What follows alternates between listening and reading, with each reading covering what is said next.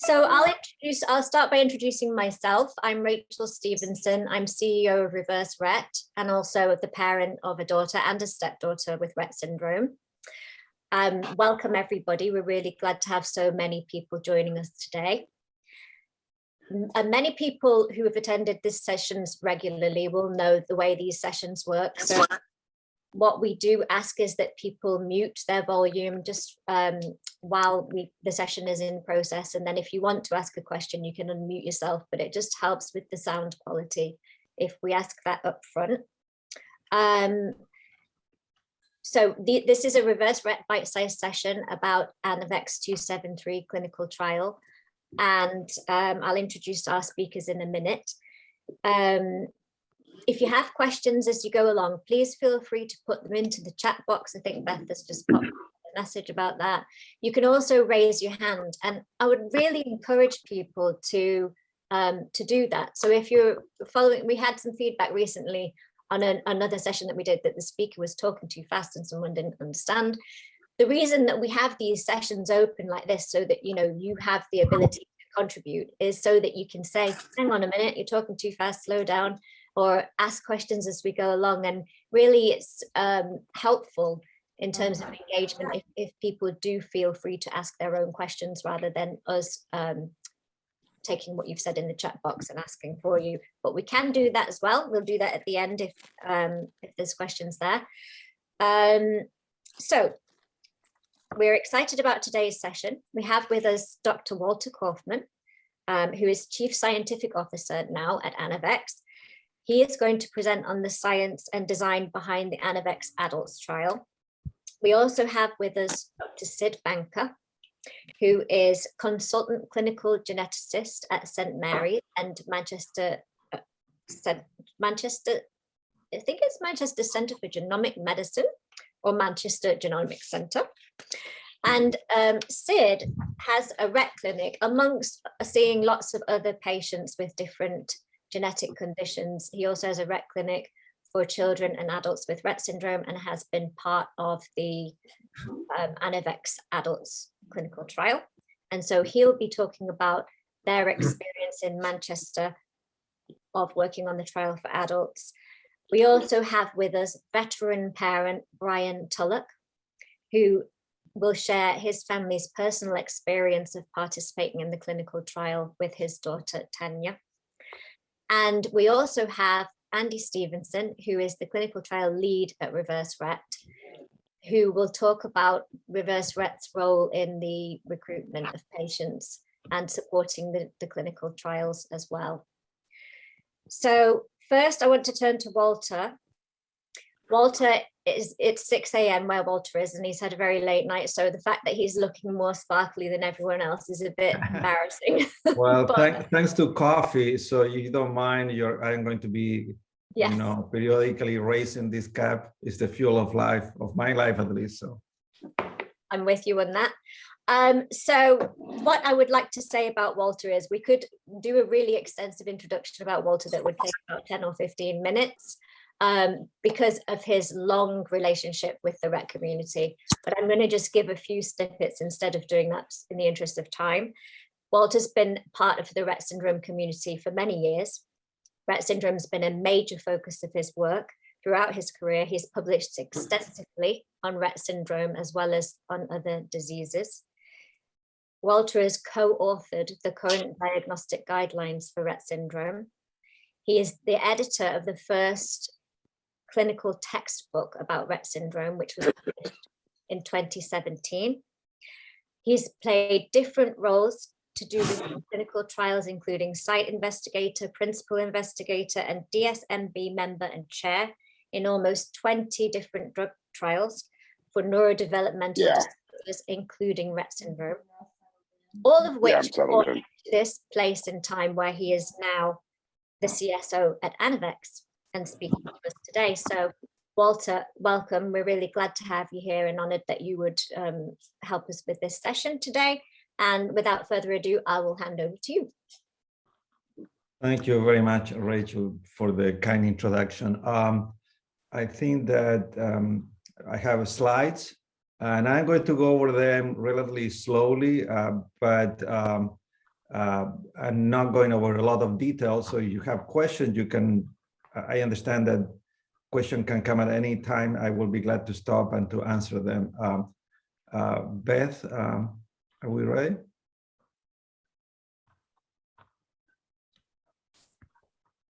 So what I'm going to do now is to give you an overview of the program from Anavex Life Sciences, because it's not only about a single trial, but we're talking about 3 different studies, and I want to provide the background of a study that have been completed and ongoing studies want to begin soon, any minute in the UK. The next one. Next one.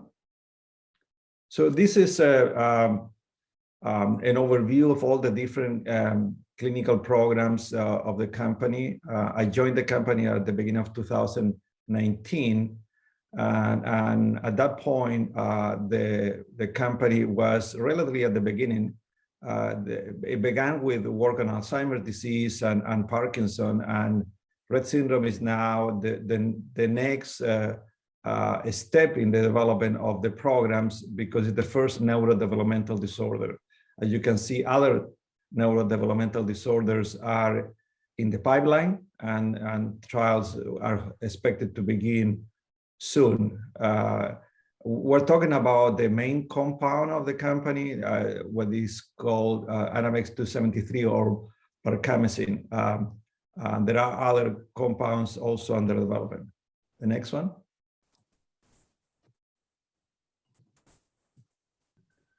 So to talk about the mechanism of action, the drug is a sigma-1 receptor agonist. What are sigma-1 receptors? Let's stay in that one. Yeah, that's it. Sigma-1 receptor.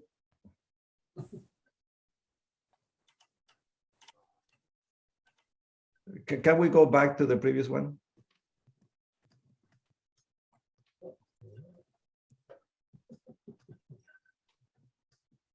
Wesley, okay, I think, what page, Walter, do you know? The next one is the mechanism of action. The next one, this one. Yeah. Please. No. Back. There you go. So sigma-1 receptors are the receptor where the drug binds. They are distributed throughout the body, but the main location is at the interface between the endoplasmic reticulum and the mitochondria. And this is a very key place where they facilitate the influx of calcium into mitochondria. As you know, neurons are very dependent on energy, and this energy comes from mitochondrial function. So this receptor help to improve the efficiency of mitochondria, which essentially for the neural tissue. Other cells in neural tissue, like oligodendrocytes, that are responsible for wrapping neurons and their axons with myelin, are also dependent on this level of energy. Now, the flow of calcium facilitated by this receptor is important for other functions of the cell. Very important in the context of Rett syndrome. One of them is the regulation of the NMDA receptors, which is a subtype of glutamate receptor that have been shown for a long time to be involved in the pathogenesis of Rett syndrome. And they are involved also in the regulation of microglia, because inflammation in the brain has been one of the new mechanisms identified in the pathogenesis of Rett syndrome. So you can see the drug or the receptors act on multiple functions. The bottom line, and all these functions, what they intend to do is to restore balance, what is called neuronal homeostasis, by providing balance at different levels. One is the communication between cells, called signaling pathways, between and within the cells, and the excitation inhibition. You need excitation, but not too much. Inhibition, not too much. And I think we keep moving. And ultimately also gene expression, which is also as you know, affecting a genetic disorder like Rett syndrome. So again, they're trying to restore the balance to essentially equip the brain to compensate for the developmental problems caused by the mutation in MECP2. The next one. So from the science to the programs. So the program involved 3 studies. The next one. And you can see here, I'm going to cover each one of them. 2 programs that involve adults with Rett syndrome, and the third study that is of the pediatric study. So all of these happen in the context of a number of designations for the drug, which are provided by the regulators in the United States, the Food and Drug Administration. And these designations are particularly important for the development of drugs for rare diseases. So when you have all these designations provided, they allow a faster development, and particularly for families, a faster availability of a drug once a study has been completed. The next one.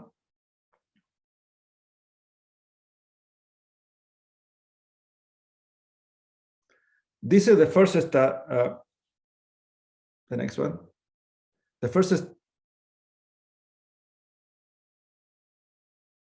next one, please. The first study involved adults with Rett syndrome. It was conducted in the United States at 7 sites, and you can see the design of the study and the number of participants, 25 total, 15 on the drug, 10 on the placebo. And it was a short study, and this was the model after which we have designed all the subsequent studies, like the one completed a few months ago in the UK and Australia, and the ongoing, soon to be start in the UK pediatric one. And the length of the study is short to facilitate participation. We know how challenging is a life with a child with Rett syndrome, and we want to make it easier for everyone, but in particular our participants. And you can see 7 weeks is the total duration, was the total duration of this study, with evaluations at the beginning, at the end. That's what is being compared to determine whether the drug made improvements or not, and an evaluation in the middle. The next one. So what was the outcome of this study? Next one, please. And this is in terms of efficacy, meaning in terms of the potential for improvement of the problems and symptoms of Rett syndrome. The improvement were wide range, and they involve, and we know that wide range because we use measurements that cover multiple areas, beginning with the CGI, which is an evaluation by the clinician, which covers all the major features of the disease, the motor features, communication features or problems, autonomic, and even alertness, reactivity. And the RSBQ, which is a questionnaire for the caregivers that is focused on behavior, but with the center on behavior cover multiple areas that are influenced by behavior or are influenced or behavior is influenced by.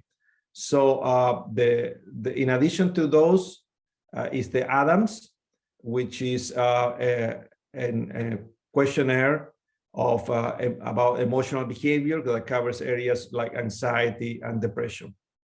Before I go to the next slide, I want to mention that this study, being the initial one, was low dose, and because it's the practice to begin with lower dose and to see how participants respond to that, and then to move to higher doses. The next one. And this, I know that this is a difficult slide to read, but the basic message: the drug was safe and well tolerated. There were not serious adverse events, meaning side effects that led, for instance, to a participant being hospitalized, and the overall frequency of adverse events was low, actually minimally higher in those receiving the drug, 15% versus 10% in those receiving the placebo, and the adverse events were mild to moderate. So overall, safe and well tolerated. So that encouraged, and we were able to move into the next study in the adult population. The next one. And the next one. So this is the study to confirm and expand the results from the first study. This was done at a higher dose because we showed that the drug was safe and it was leading to improvements. So therefore, it was justification to go to higher doses. Very similar design, a slightly larger cohort, and again, a short study. And I want to emphasize in this slide the importance that we had also in the previous one, but here is something that is we consider that very important, and particularly for me, as Rachel mentioned, I have participated in multiple studies for neurodevelopmental disorder. We want to offer an open label extension, because if a participant, in this case, a young woman with Rett syndrome, was randomized to placebo, we wanted her to have the opportunity to be on the drug. And that is the reason why we offer at the end access to the drug, what we call open label extension. And that actually is a very long process, much longer than the 7 weeks, is essentially a year, 48 weeks. So that was an option present in this study, in which Dr. Banka participated, and there was another site in the UK, in London, and there were sites also in Australia. The next one. Like I mentioned, very similar design to the first study, the same measures essentially, with a slight difference that I'm going to mention in a minute. So global measures that capture multiple areas of impairment or problems in Rett syndrome, and they show a significant improvement. I want to mention this RSBQ-AUC because it's a very, very strange name. This is a measure that is performed during the analysis that tracks the changes throughout the trial rather than comparing the beginning with the end. So it actually takes into account what happens in the middle of the trial, and also try to integrate the two measures, the RSBQ and the CGI. So you have the scores that are aligned, and particularly because the CGI is based on clinical significance, and you want to make sure that you have changes that are meaningful to the patient. But the other way in which we know that a change in improvement is meaningful is by using quality of life measures. And we incorporated those into this particular study. And I want to highlight one of them, which is one that we use in the National History Study of Rett syndrome. One of the projects that I participated over the years was, like the name mentions, a study to see how the disease changes over time. And it was conducted with funding from the US government. And among the many things that we learned from this is that we have measures of quality of life like CHQ PF50, and we have some idea about how the disease impacts the quality of life at different levels, physically as well as psychologically, emotionally.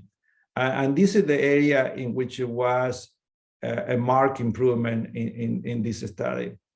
So overall, wide range of improvements, and some of them clearly affecting in a positive way quality of life. The next one.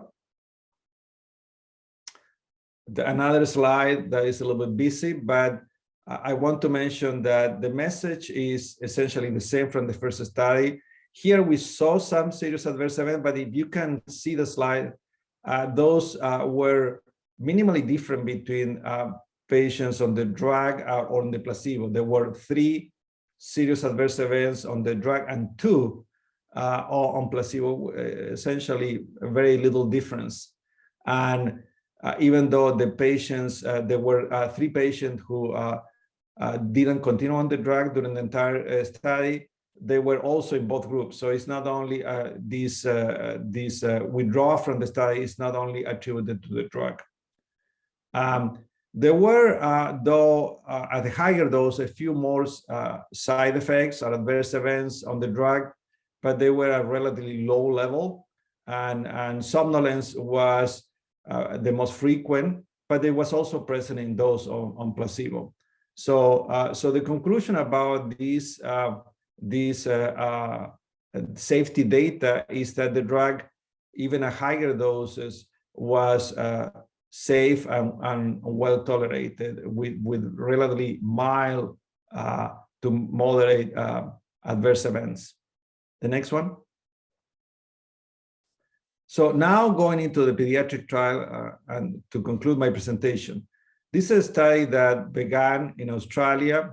It has already expanded into Canada, and the UK will be the third country in which the study is being conducted.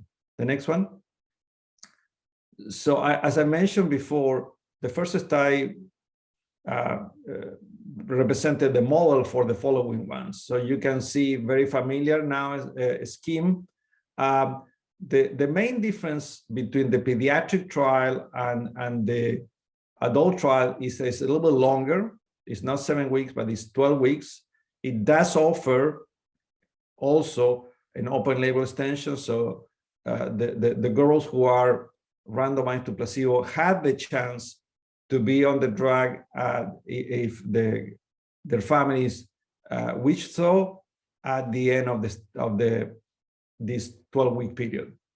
And it's much larger and takes advantage of the fact that in general, the pediatric population shows more changes with drugs. As you can imagine, there are a little bit higher level of improvements in the pediatric population when you compare with adult. That's what we expect. That has been the experience from other diseases, from other trials in Rett syndrome. So as such, we optimize the participation by increasing the number of patients. I know that there is a lot of wording there, but essentially is to tell you that the same measure that I review with some level of detail before are the same in this study. I would like to highlight that we are measuring, as we did in the previous study, the one that Dr. Banka was part of, we also measure other areas. And of course, we are measuring things that can change in a short period of time.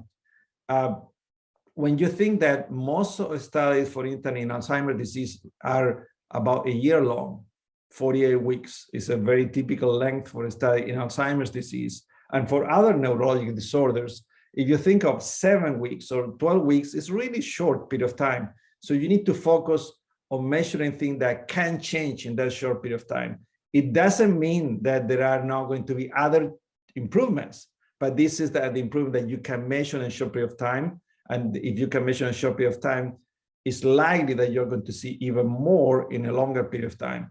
So we focus on areas that are more dynamic. And in addition to those that I mentioned before, we added sleep, very, very important component, and we added measurements of seizures. But also, in addition to the CHPF 50, which I mentioned before, which is the measure of quality of life of the child, we added a measure of quality of life of the caregivers. And we include these so-called biomarkers. Biomarker is a sort of genetic term, and it refers mainly to things that we measure in blood, but it could be also a measure via electroencephalogram like EEG. And what biomarkers are measures that intend to show which patients are most likely to respond to a drug, and also to track changes in a sort of more between quotes objective way to support the data that we see with our clinical measures, which could be affected by placebo. So biomarkers have an important supportive role in trying to to enhance the information that you obtain throughout the trial, and to determine which participant will have a better chance to respond positively to the drug if they are administered the drug.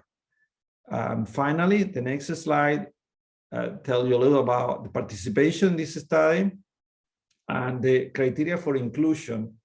In other words, who is able to join the study are very similar to those that we have used in the previous studies. A diagnosis of classic Rett syndrome and a mutation in MECP2.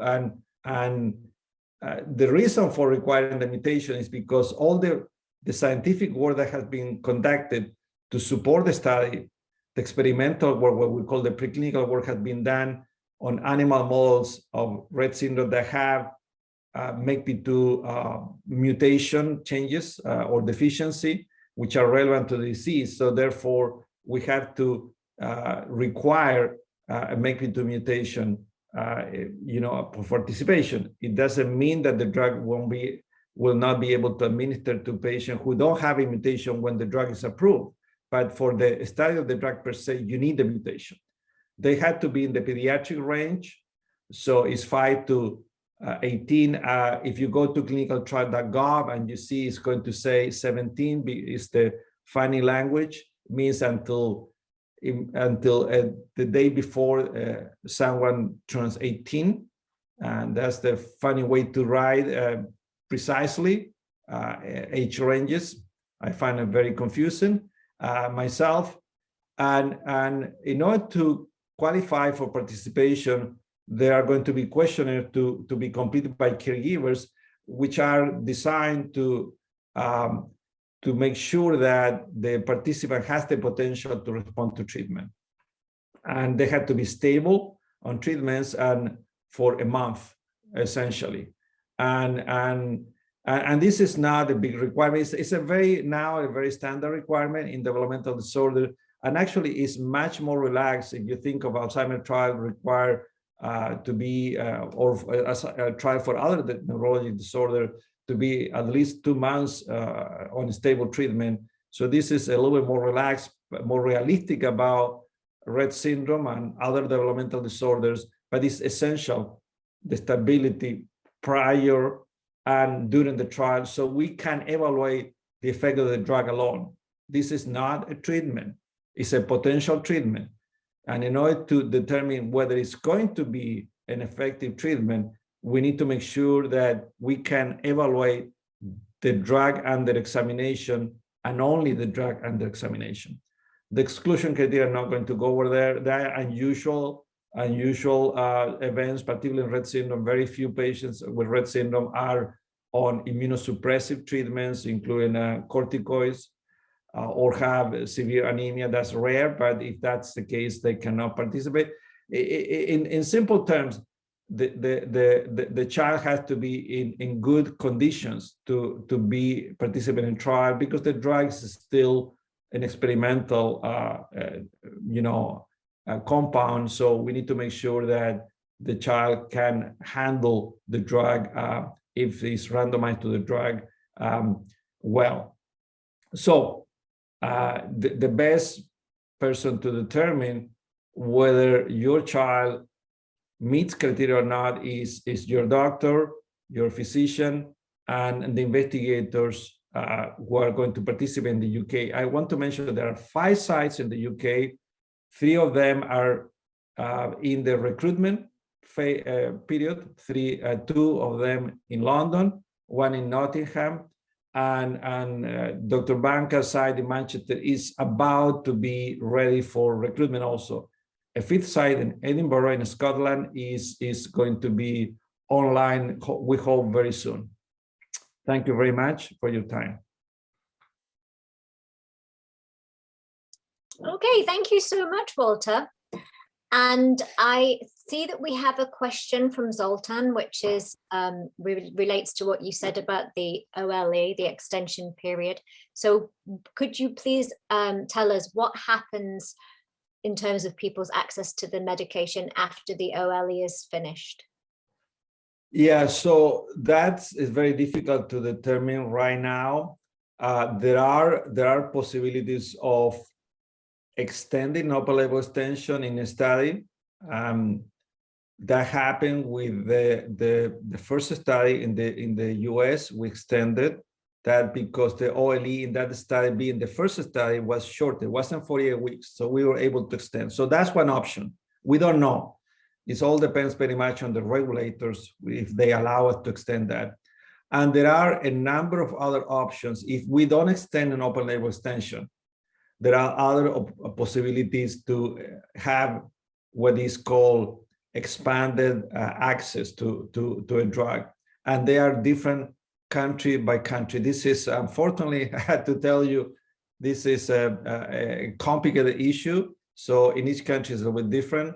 I am very familiar with the process in the United States. A little bit about, I'm quite familiar with the NHS more than most American physicians, but not enough to know all the ins and outs. So we have people who are specialized, who provide advice in this area. So certainly there are possibilities, different types, to get access to the drug after the open label extension is completed. Thank you very much, Dr. Kaufmann. I think Zoltan had his hand up. I don't know if that was the question that Zoltan wanted to ask, or if there was a separate question as well.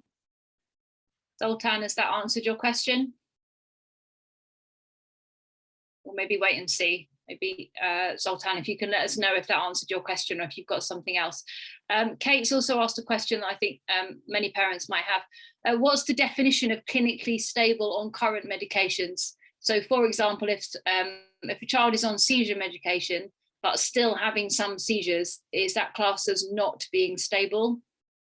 No, that's not the case. We know I'm a child neurologist, so I have experience managing children and adults with Rett syndrome. Unfortunately, many times we cannot completely control the seizures.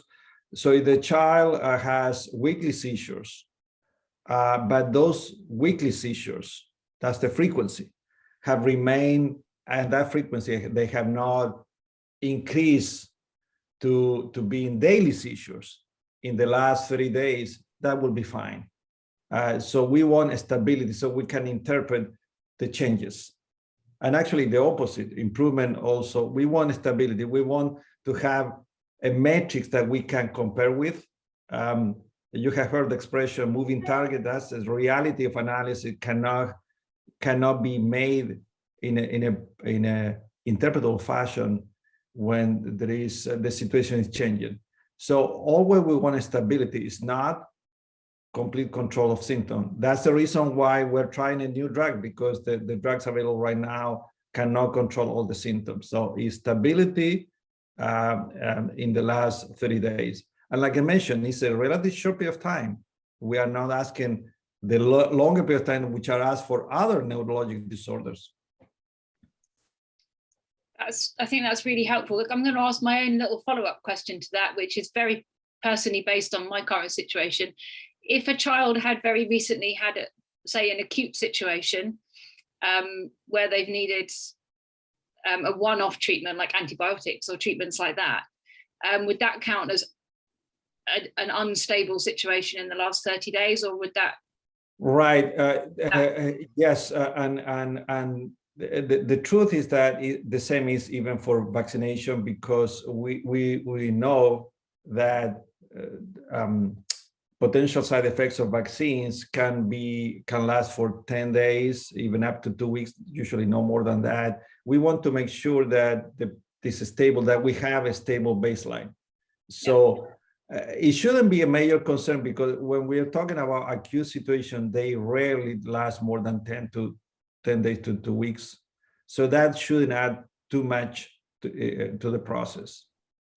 I know that typically when we've had that kind of situation, when we've been supporting recruitment with other trials, all that's happened is the PI has given a bit of space to that patient to see if they can have that period of stabilization again, and then so like staggered. There's one thing that sometimes I think isn't clear about clinical trial entry is that the recruitment is staggered. They don't go, okay, we need 30 patients, let's get them all in on the same day. It happens over a long period of time. So there is leeway to work around some things. And if Andy, the clinical trial lead at Reverse Rett, was sat at his desk, I would be able to ask him this question. But unfortunately, the whole Reverse Rett team who are not working from home have had to leave the office due to a fire alarm. So that's why we had a bit of a glitch there as we closed the presentation out.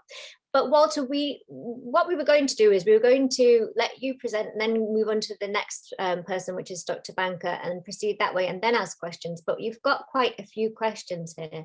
So if it's okay with you, I think we should ask questions that are specific to your piece of the presentation now. Is that okay with you? I'm available to whatever the organizer wants to do. Okay, super. So we have a question here from Jessie. So I'll ask them one at a time. Okay. So the first question is, regarding Anavex's genomic data, what exactly is Anavex doing to integrate with the medical community regarding large genome data? Is Anavex sharing with others, and are others integrating with Anavex? No, the answer is genomic data is something new. It hasn't been used in previous trials, so there is not a system to share data. And the genomic data are very sensitive. It's regulated at different levels, even more than other type of data. The general policy of Anavex, as well from other companies, is to share the data with the community, but we need to make sure that all the safeguards are taken into consideration, particularly when we're talking about data that could be sequencing. Here, with genomic data, we're talking about, for instance, the variation that are in the sigma-1 receptor that make the receptor more or less efficient. So we want to know if that is influencing the response to the drug. It's very specific to the drug. So that's the primary genomic data we're looking at related to sigma-1 receptor. Do we collect data that goes beyond that? And to be honest, knowing what's the future of that data is at this point hasn't been discussed. It's too early. But again, we need to comply with all type of regulations. Okay, thank you for answering that question. And then the next part of the question is, could you please expand on the importance of the LAAA biomarker identified in Avatar? Is LAAA critical to Rett syndrome therapeutic care in your opinion? Yeah, this is a new biomarker. Actually, we, as part of the National History Study of Rett syndrome, we identify this biomarker because it's a biomarker of the related to the inflammatory component of the disorder. We know relatively little about that. We know that is increasing the disorder, so decreasing the levels of this metabolite is positive, and it could have an influence in the functioning of the NMDA receptor, which is, like I mentioned before, is critical for normal function, but also can play a very important role in the pathogenesis of Rett syndrome. So modifying, decreasing the levels of this metabolite seem to be good. We need more information. This came from this study, but it seemed to be as a positive change. Just one more question then about that. Is LAAA important in your other indications, such as Parkinson's? And what was the other one?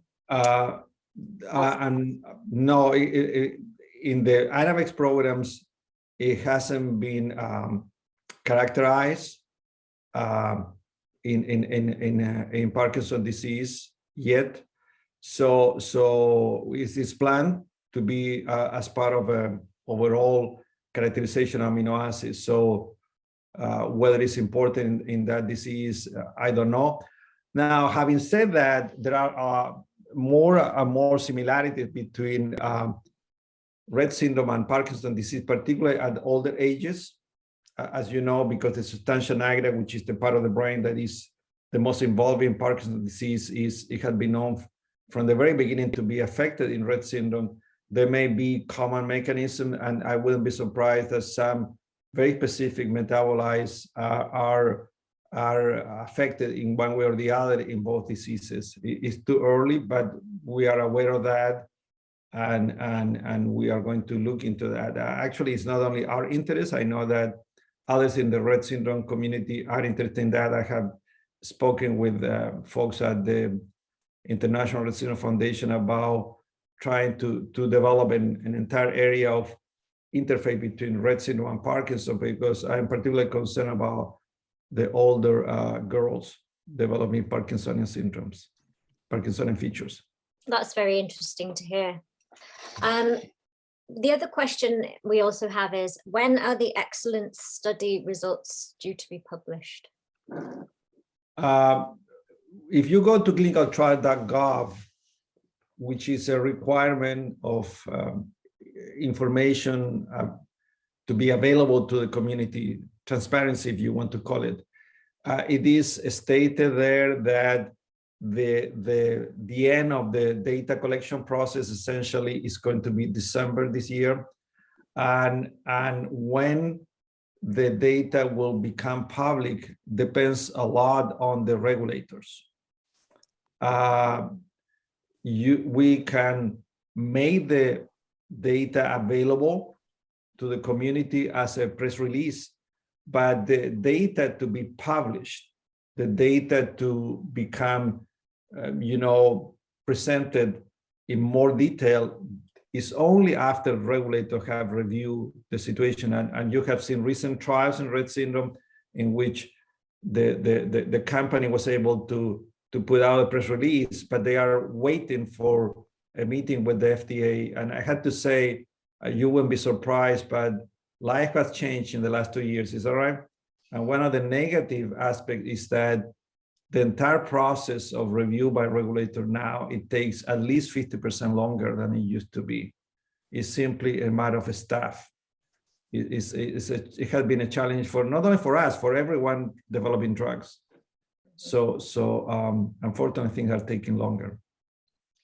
Ohad, does that answer the question in terms of, I think perhaps, I know from the point of view of lots of families, people are really interested just to know what happened rather than where the results are actually published, although of course acknowledging that it's very important. That's the reason why you have these called top line press releases, in which the companies allow top line, the main findings become public, and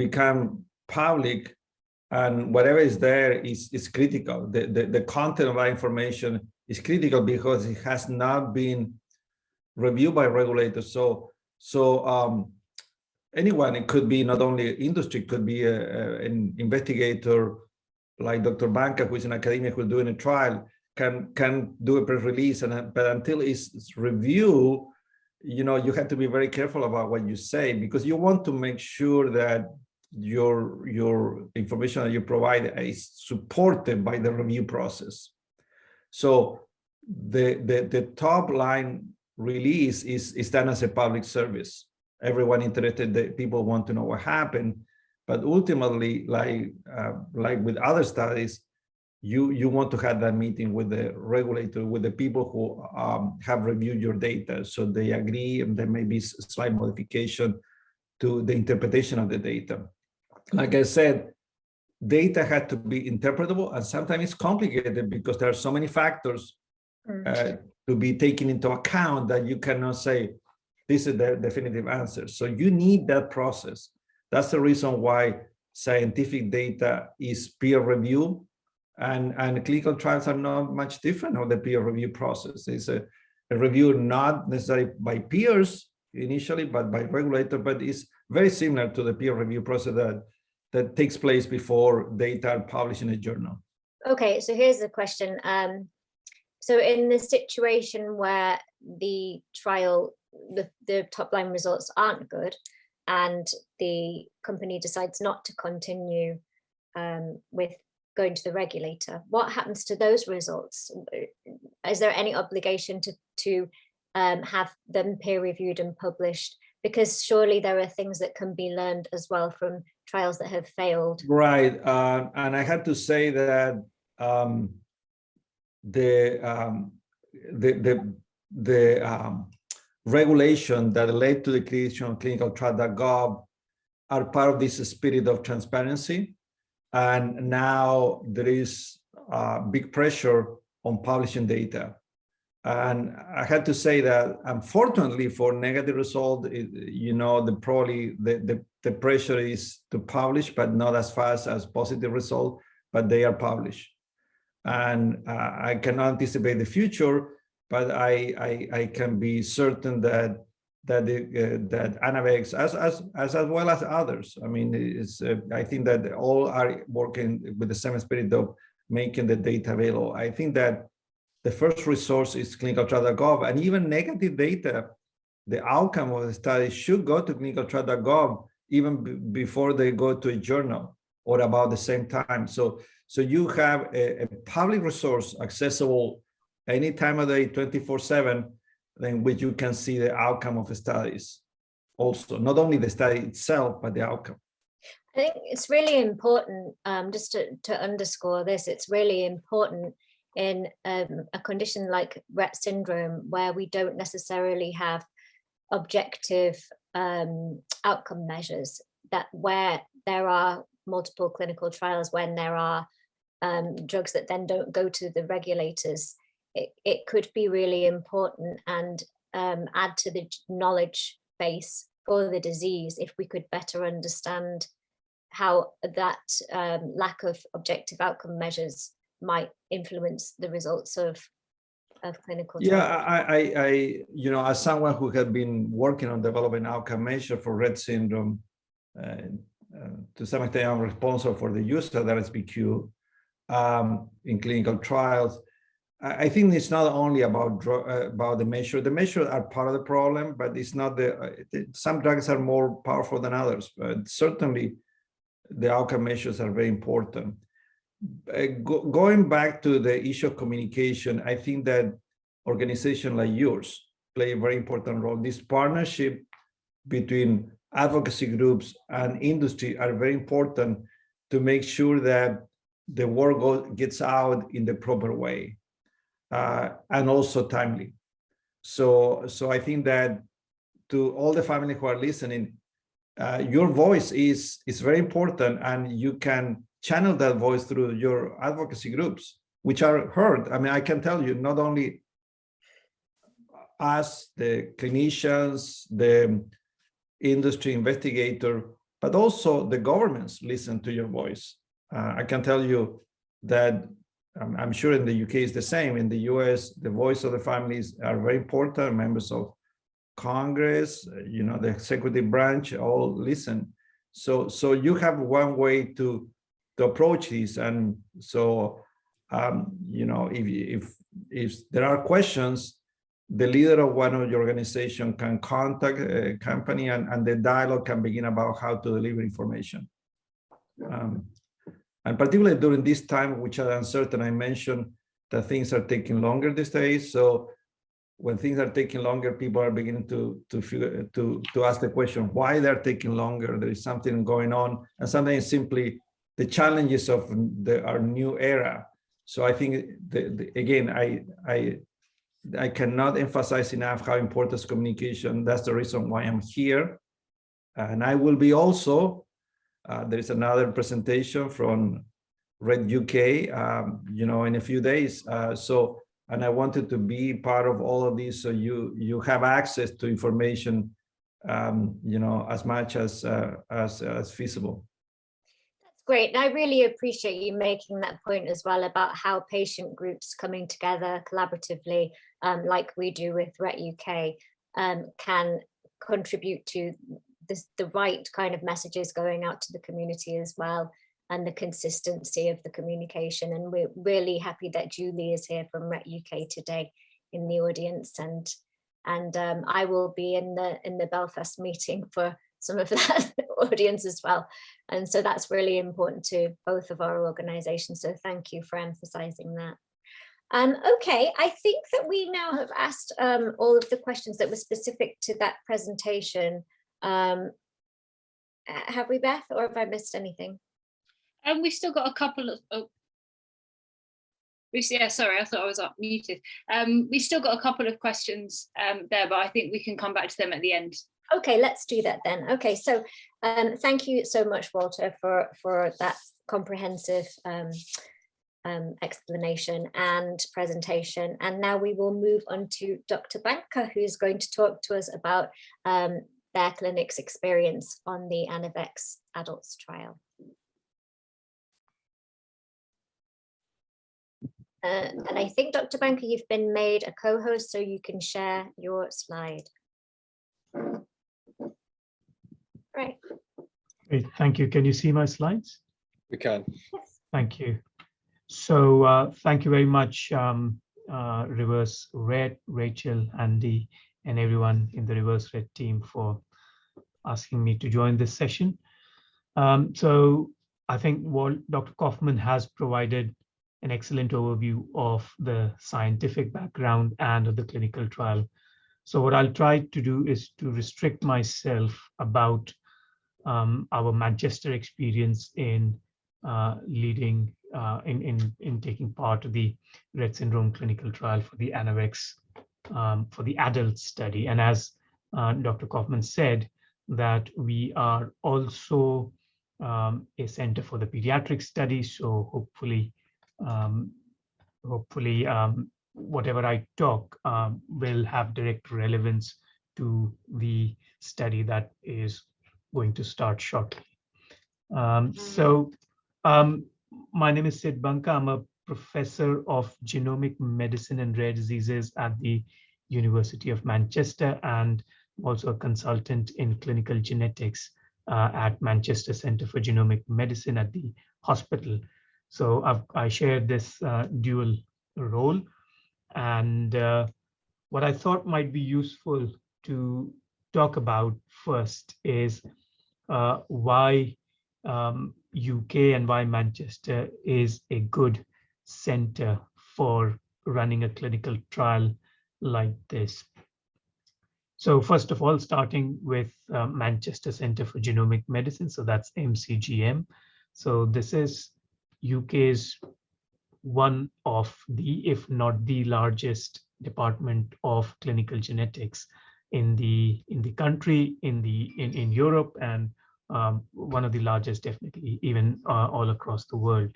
So we have a huge amount of experience in looking after patients with a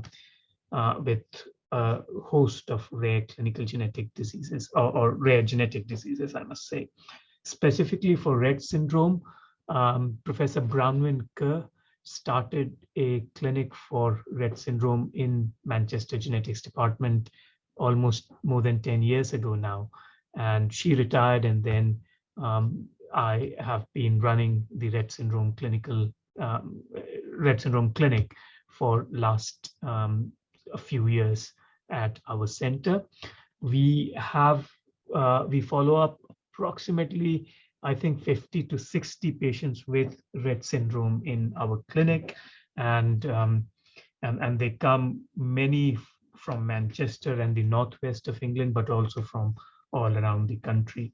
So we do have a lot of clinical expertise within genetics, but also within other specialties, so neurology, pediatric neurology, gastroenterology, etc.,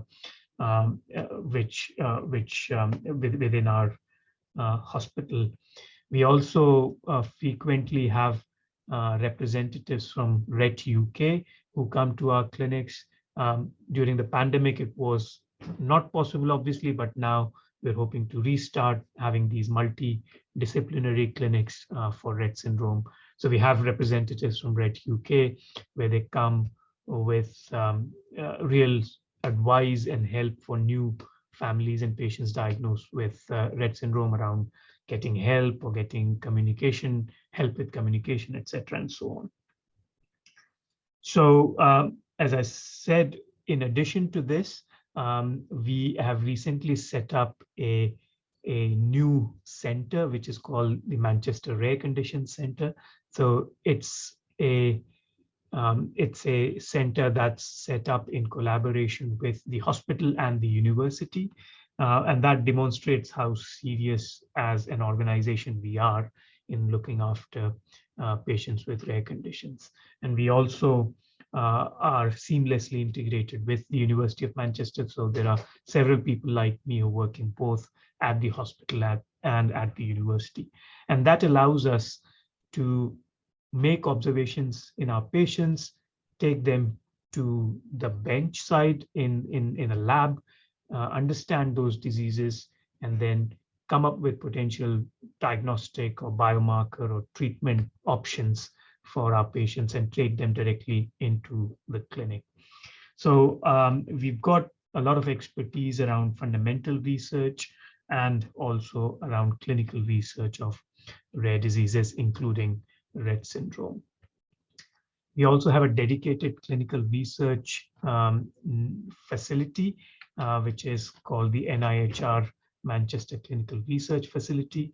So these are dedicated units only for clinical research. So patients who are coming for clinical trials, they don't necessarily have to be brought into the main hospital. There are all the scans and all the procedures, etc., can be done in a dedicated clinical research facility. And that means that there is a dedicated team of nurses and data managers and doctors whose sole focus is running clinical trials for our patients. And we've got a separate CRF, in short, we call it, clinical research facility for adults, and a separate one for the pediatric population as well.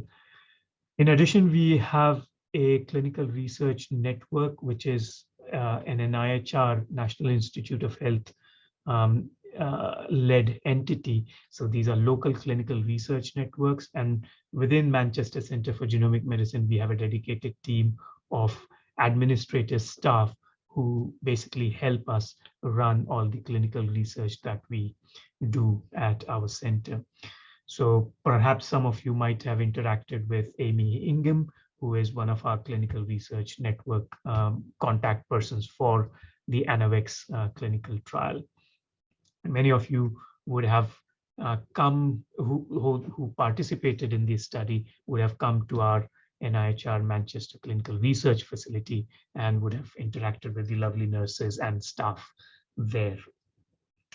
So with regards to Anavex,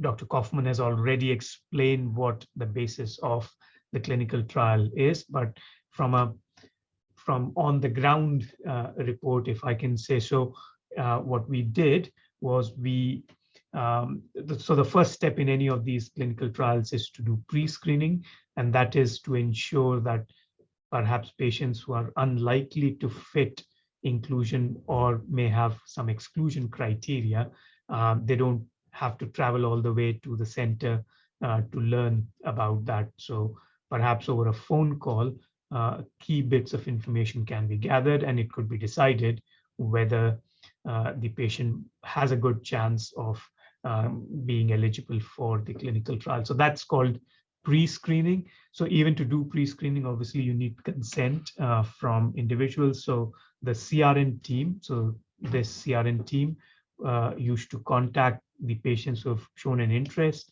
They will do sort of a consent for pre-screening, and then I would phone parents to get an idea as to whether they're likely to pass screening or not. And then we also got help from Reverse Rett in pre-screening of some of our patients. So thank you very much, Rachel, Andy, and your team for that.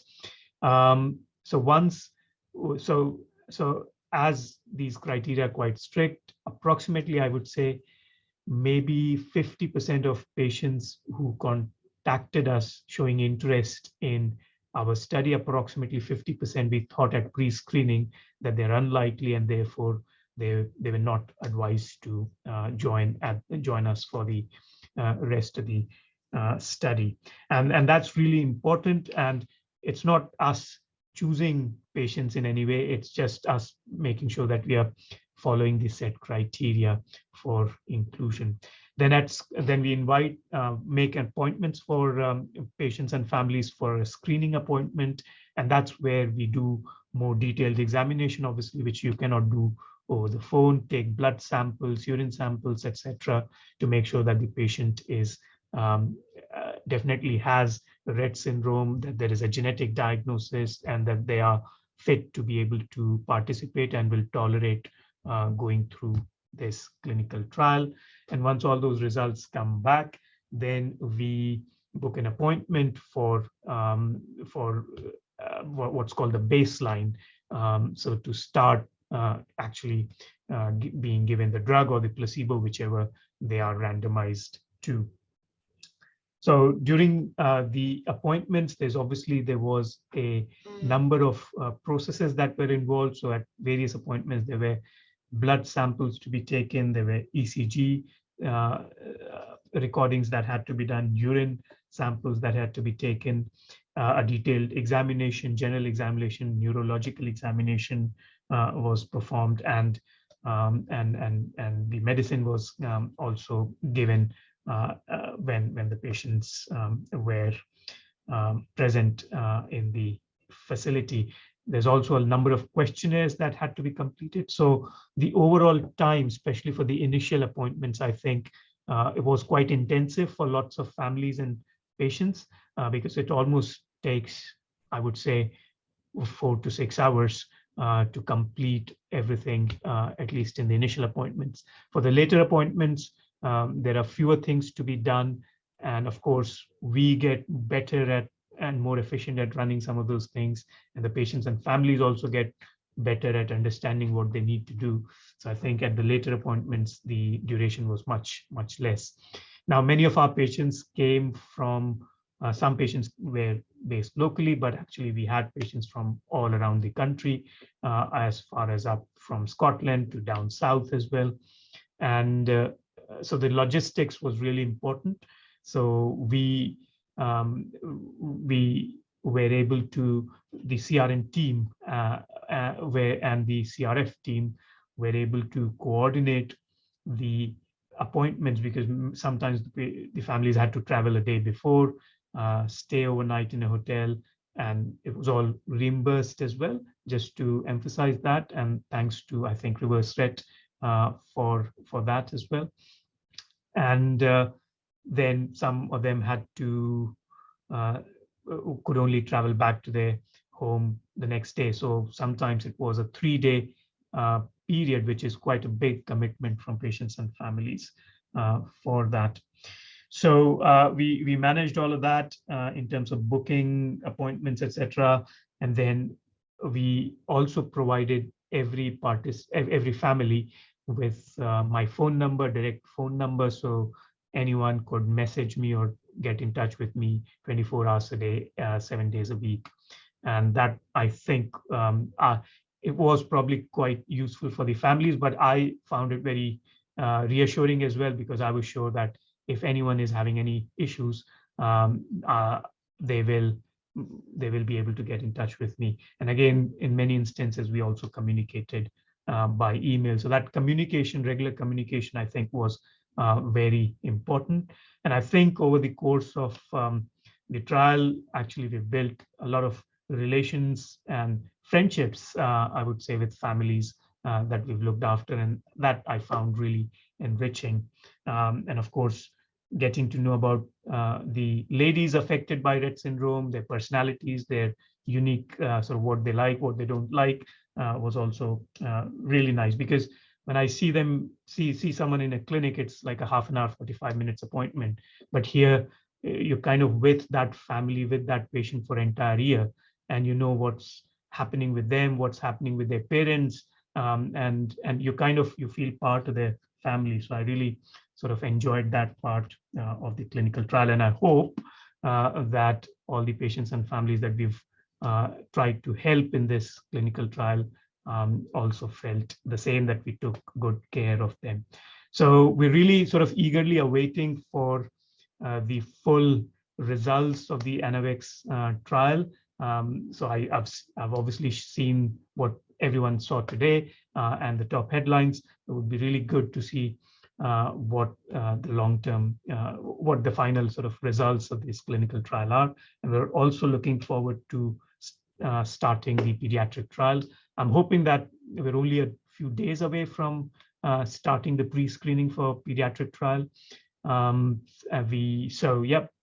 all there. So I think, as I said, I have only one slide. Everyone would be happy to know. And that's the end of my presentation. Thank you. Thank you so much, Dr. Banka. That's really been an interesting presentation. And I think that it's really wonderful to hear you speak so enthusiastically about building a relationship in time with families, because I think so many of us are used to having multiple clinicians involved, and it's really also a good thing for the patient and the family if they can get to know the clinician too, and see people also, because the people with Rett syndrome are so variable from day to day as well. You can't really get to know someone's presentation unless you're seeing them more regularly. So at this point, it's a good time to now listen to the views of somebody whose child, young adult, took part in a clinical trial, and that's Brian. So Brian, would you like to start off by telling us a little bit about your daughter and why you were interested in taking part in the trial, and then go on to share with us what your overall experience was? How do you do? My name's Brian Tulloch. My daughter Tanya is 41 years of age. Diagnosed at 7 years of age at King's College Hospital in London. We became aware of the trial through the reverse, or my wife did, through the Reverse Rett's Facebook page. So we contacted you, and you started the ball rolling, really. First of all, my wife does send her apologies. Sadly, she's lost her eldest sister. And we had the funeral Monday, and all the remaining sisters are all together consoling each other, so she couldn't be here today. So we started the trial in August last year, and the London side of it was full up, so we couldn't go to that. So we decided to travel to Manchester and make use of Mr. Banka's services. And I've got to say that was made very, very easy by Reverse Rett's organising it all. We initially had the Zoom call with Andy, and it was a questionnaire, which looks like we got through okay, and started the system. Hotels were organised, as said. And we met Mr. Banka and his team. Our main contact, nursing-wise, has been Verity. And I've got to say, from the moment you walk in the door, the reception, up to the first floor, the staff are extremely friendly and make you very, very comfortable. And I would like to say that we've all become on first name terms and all speak to each other. So that's how we started. We initially did, correct me if I'm wrong, Mr. Banka, was it a 7-week trial we started initially, wasn't it? Yeah, please call me Sid, Brian. That's perfect. I don't want to be presumptuous. Yeah, no, but can I just add, this is for the first time I'm actually seeing you, because every time we've met, we've had masks on, isn't it? So, yes, it is. Yeah. I didn't even know how you looked like. No, well, yeah. Far uglier than you thought. Yeah. Well, I think also we should just acknowledge that for a second, because you did start this during the COVID situation, which I think was a brave thing to do, and a lot of families weren't that eager. So it's very, very true. First time I've seen that how I like Ben Kingsley Sid is. So yeah. So we started the trial initially for 7 weeks, and we built up with Mr. Banka's instructions, a meal at a time, and we ended up on a dose of 6 meals at the end of the 7 weeks. It was going really well. We saw Tanya's body was far looser because Tanya gets quite tight. Her body was getting looser. She seemed to be far more aware of things, where she was looking around, far more interested in things that are around her. Her legs, for example, she walks with assistance. She definitely needs two people to walk her, but her legs were operating far better on her own. You didn't really sort of have to pull her along. She was quite willing to do it herself, but holding on to the two carers. So very, very positive, all good. Then obviously we then start the next bit of the trial, and the dose had to come back down to 1 ml. We increased it up to 4 ml, and Tanya was getting quite vocal, not as in speech, but making noises. Sadly, because my wife's not here, my wife does very good impersonations of Tanya, but I'm not that good. But she was getting very vocal, making noises to the extent that we were away for a weekend and the two carers moved into our house, and I'm going to try and do it now, but she was going like, and they said to her, "Are you trying to speak to us, Tanya?" Now, Sarah has been with Tanya 14 years, so she knows her really well. And she is absolutely positive. She said to Tanya, "Are you trying to tell us something?" And Tanya said, "Yeah." And she will swear on anything you give her that that is definitely what happened with Tanya. So that was really, really exciting. You know, I'll be honest, it makes you quite, I'm not a tearful person, but it does put a little tear in your eye, because since about the age of 3, we've never heard Tanya speak. So to have heard something like that, wow, just incredible. Brian, can I just ask you a question just to clarify? So that kind of thing happened during the open label phase of the... Are you talking about after the 7 week? Yeah. After the 7 week. Yeah. So we should be clear that the first... We were on 4 ml at the time. Yeah. So the first part of the study, it's a double-blinded study, isn't it? So you didn't know if you were on. Still don't. Yeah. And so when you saw things during that period, it's a little bit different to when you see things during the extension period, where you... But even the 7 week one, we were very positive and saw, you know, improvement. And we were all very excited, carers, family, you know, extended family, we're all very excited about it. And then sadly, Tanya got COVID and was really bad with it, in hospital for 3 weeks. I've got to be honest, hate saying it, but I didn't think we'd see her again. She was that bad.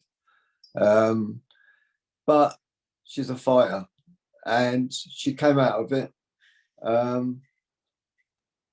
But things don't seem to have gone back to what they were before. I think COVID has taken a lot out of Tanya. And to add to that, so that was October the 24th. She got COVID and was in hospital for 3 weeks. And I think we're still seeing the effects of it now. Nobody can tell us. Nobody knows what long COVID is or anything like that. We're labeling it long COVID ourselves as a family because of the way that it's carried on. Then to add to it, January, she got pneumonia. I was in hospital for a week. So we've had little interruptions during the trial. Now, sorry to go back, but when we're on the 4 ml, there was a few things we weren't happy about with Tanya. Only she was starting to tighten up again and things like that. So we spoke to Sid and we dropped it back down to 3. And she's been on 3 for about 4 months now. And still on 3 to this day. So body definitely still looser. Walking with carers still very good. But she's not herself. Very, very tired. not sleeping particularly great, which all lends itself to COVID, really. We don't blame the drug at all, because we're very positive around it. And we're hoping, I've got to say, the last 4 or 5 days, she's definitely picking up. We can see a change in Tanya, sleeping better, the smiles are back. So we would love to continue with the trial, and hopefully get this COVID out of the way and continue an improvement.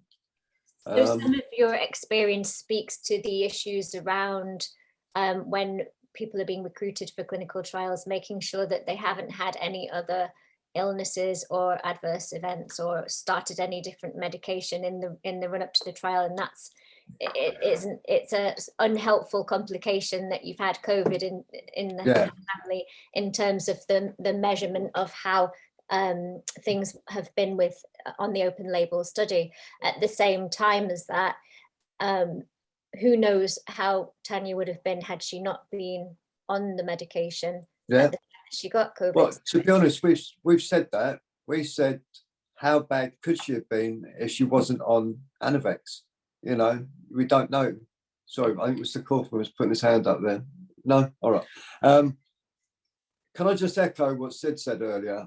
Every time we've had an incident, i.e. COVID, pneumonia, and Tanya was I've just realised what it was, Sid. She was making a few strange faces, and I emailed it all to Sid, response, well, you know, immediately. So couldn't be better.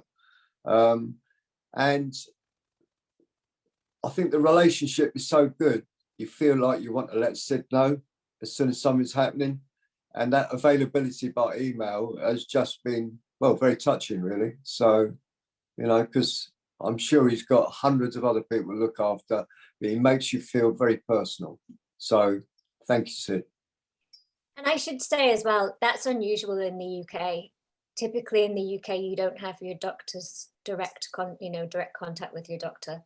I know in the States it's a little bit different sometimes, but yeah. So, okay, that was wonderful, Brian. Thank you for giving us your experience.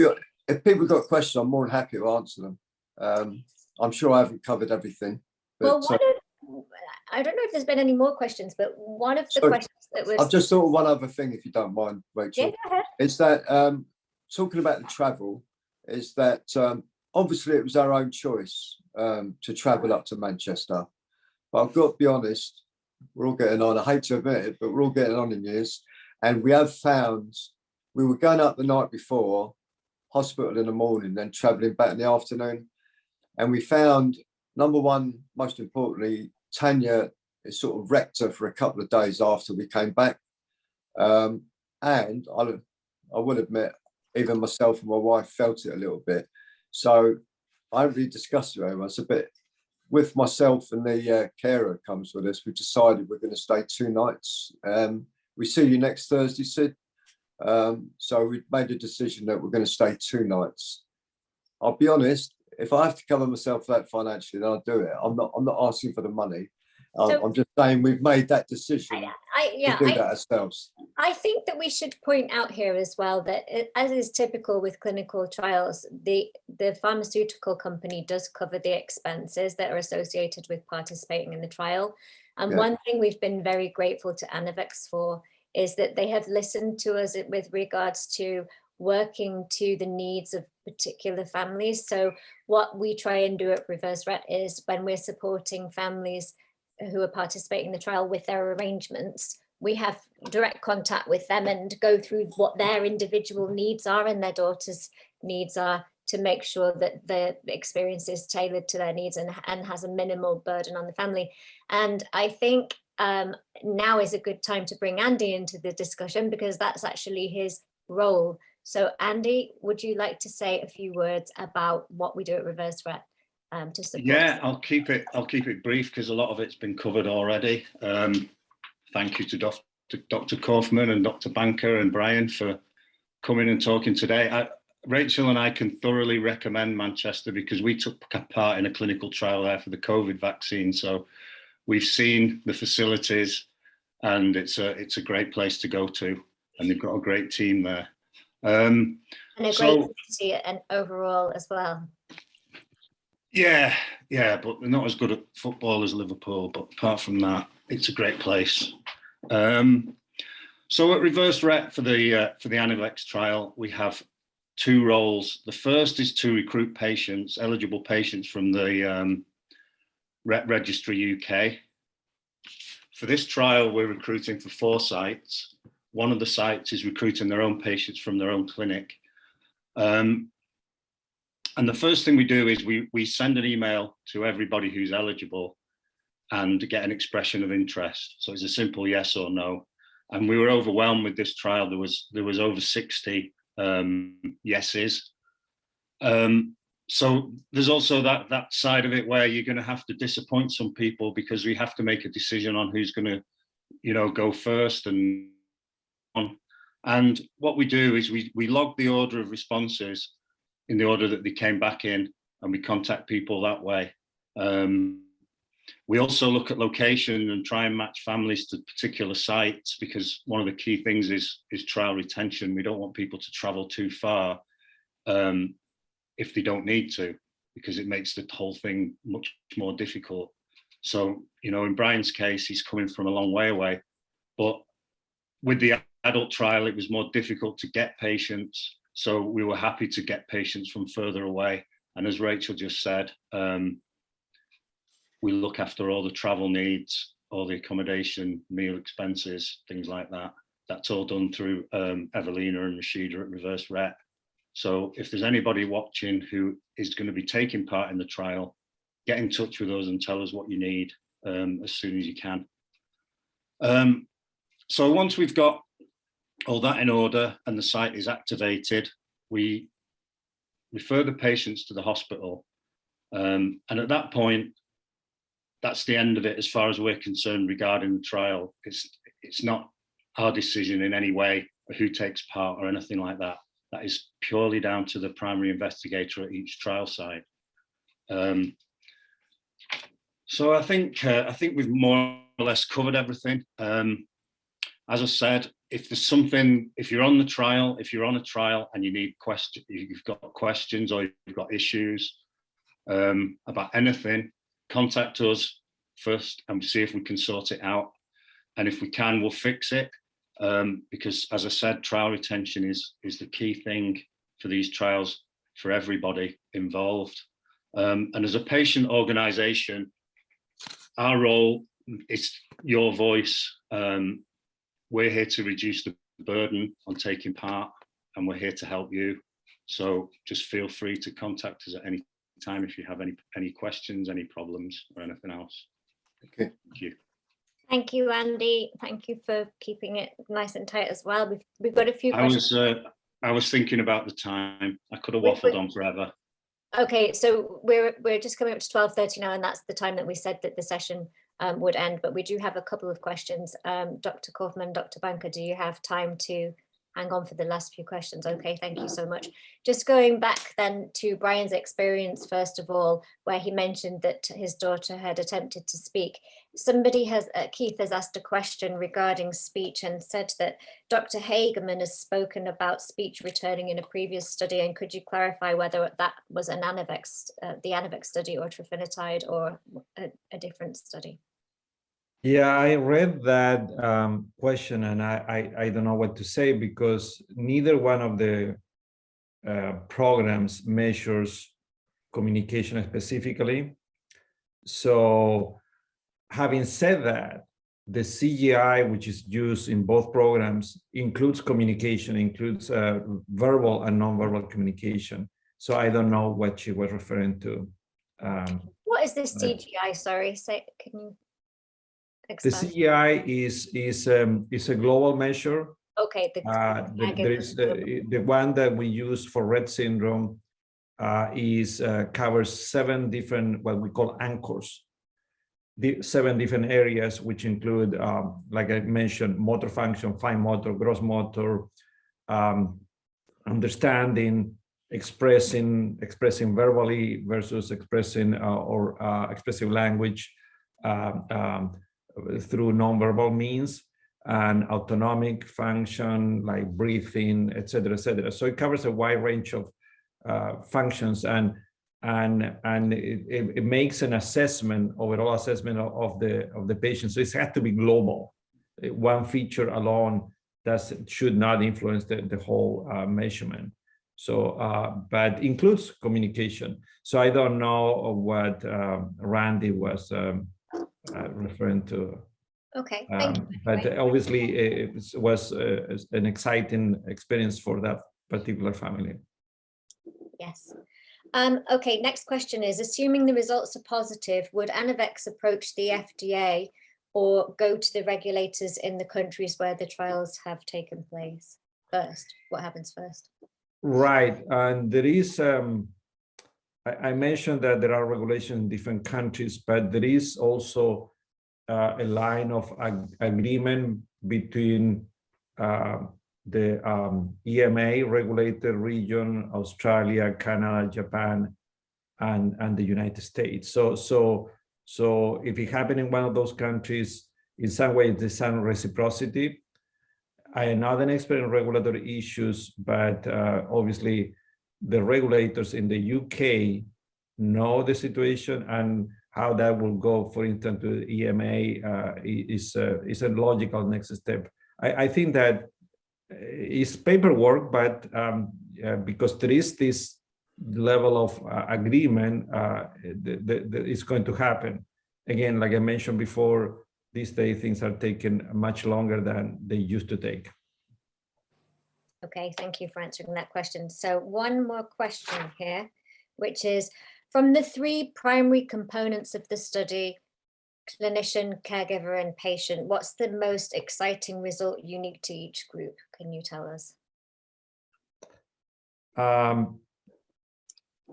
didn't understand completely the question, because we have measures that are administered by the clinician and measures that are administered by the or answered by the parent. The data I look at in an integrated way, and as I mentioned before, it's not one single feature. What is the analyzed, so is the totality. And this trial in particular tried to integrate the caregiver questionnaire, the RSBQ, with the CGI. So it's the opposite of trying to single out something that was determined by one component or one player in the trial. From my perspective, is what the quality of life measure in the adult trial, because we didn't use that in the initial study for obvious reason, because it was initial study. To me, that was an independent, unique source of information that supported the efficacy of the drug. So that quality of life measure is taken by the caregiver, correct? Right. Yeah. But because we have a lot of information from the natural history, we know how to interpret that. So okay. This is one of the reasons why it's so important to have these studies, these large studies in which there is no drug administered, and which are to know about the disease. So because otherwise it's very difficult to interpret what happened in a single study with a relatively small number of patients, and when you compare with what happened in 1,000 girls with Rett syndrome, for instance. That is a very different situation, and it was, to me, it was one of the best experiences of my career to have been part of that effort led by Alan Percy, because we learned so many things, and actually some of this knowledge has been now very useful to this particular program. So I think that that's, to me, a very exciting component. And I want to mention that we found that in the psychosocial component, because it's the most dynamic. We're talking about a 7-week treatment. It's very short. It's even less than 2 months. So could have been also in the physical composite, or summary? Maybe, but you need much longer period to determine that. I think that it's important as well to say that for people who are unfamiliar with Rett syndrome as a condition, that you can't underestimate the benefit of improving general global sort of quality of life, because so often with this kind of condition, people look at the big big glaring symptoms such as not able to speak or not able to walk as being the symptoms that are the most important that need to be addressed. But often we find that some of these secondary symptoms, perhaps that this kind of treatment, drug treatment, could be aimed at. If you can improve those secondary symptoms, actually that has a more dramatic effect on quality of life. You know, things like sleep, improving sleep, and reducing agitation and things like that can actually have quite a significant effect on improving quality of life for the patient and for the family. But I'd like to just open, while bearing in mind what you've said about it being not being something that you can home in on a particular symptom, I would like to turn the question over to Dr. Banka and to Brian as well, because perhaps in your experience, there's something that you would like to share that was a positive outcome from your perspective. So Dr. Banka, from what would you say? What would you say was the most something that was good for you to see in either parents or patients? Yeah, I think Walter explained it really well, that there is obviously a lot of objectivity that is brought into analysis at every level, and that involves physical responses from the patient, but at a clinical level and from a caregiver / patient parent level as well. If I had to pick one instance out of this very long, rich experience, I would say there was one lady who actually said my name when she came for one of her open label extension visits. So that was probably after being on the drug for several weeks, and I found that quite emotional, even because that wasn't what I expected when I first engaged with this clinical trial. So I felt that it's slightly non-objective. So now I'm kind of moving away from Walter's objective measures. It's kind of softer subjective measures, but it's almost seeing that, you know, as if someone is tight and in a cage, and sort of making that softer and being more aware of the person that is behind that. I think it's kind of very hard to quantify, but I constantly felt across several individuals that we treated that there was almost, there's obviously a personality before treatment, but that was even more sort of flourishing while we were treating. But at the same time, being a scientist, I'm cautious in attributing all of that to the drug, and it's not just my own desire to see the change, which I'm that's getting manifested in my understanding. So therefore, I'm really, really cautious as to not to say too much before I see the full data and analysis result. Keeping in mind, of course, as Walter said, it's only 7 weeks or 48 weeks for open label extension, so we don't know as to what the long-term effects would be. But as I said, maybe sort of that being aware of that richer personality of my patients was the most interesting thing for me.